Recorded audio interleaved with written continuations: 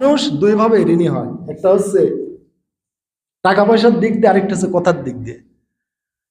তো সমাজে টাকা পয়সার দিক দিয়ে আমরা অনেকেই কিন্তু ঋণী থাকি না, কিন্তু কথার দিক দিয়ে, ব্যবহারিক দিক দিয়ে ঋণী থাকি।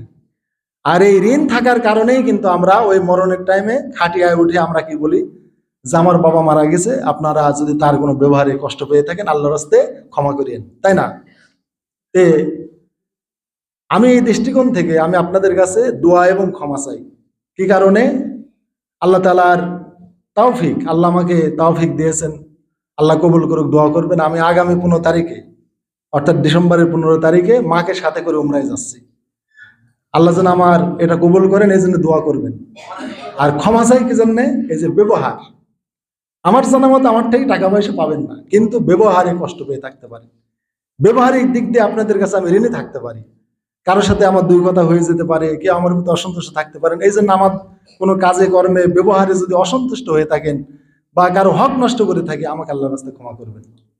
তাহলে আমি দোয়া ছিলাম, ক্ষমাও ছিলাম। তো যাই হোক, এই জন্য আমি সভাপতি সহ আমি আপনাদের সবাইকে বলছি, 2-1 জমা 15 হয়তো বা 20 দিনের মতো সফর হতে পারে। হয়তো ডিসেম্বরের আর কোনো জমায় আমার আপনার সাথে দেখা নাও হতে পারে।